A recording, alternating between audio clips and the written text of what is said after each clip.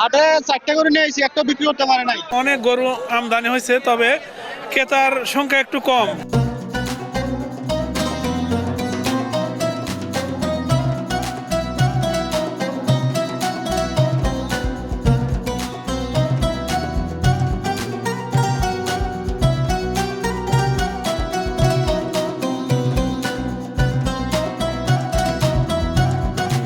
কোরবানি ঈদ এগিয়ে আসার সঙ্গে বিভিন্ন জেলায় পশুর হাটে বাড়তে শুরু করেছে ক্রেতার ভিড়। দূর দূরান্ত থেকে পশু নিয়ে হাটে এসেছেন ব্যাপারীরা।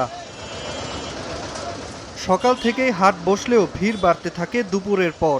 এখনও কয়েকদিন সময় থাকায় বাজার যাচাইয়ের প্রবণতা বেশি দেখা যাচ্ছে ক্রেতাদের মধ্যে।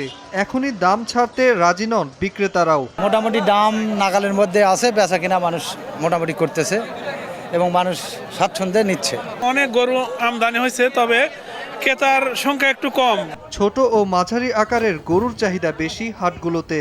বড় আকারের গরুর ক্রেতা কম থাকায় কিছুটা দুশ্চিন্তায় খামারিরা। আমাদের এখানে 5 লক্ষ টাকার গরু আছে, কিন্তু আমরা দাম চাচ্ছি 5 লক্ষ, আপনার দাম বলতেছে হলো 2 লাখ। হাটে 4টা গরু নিয়ে এসেছি, একটা বিক্রি করতে পারে নাই।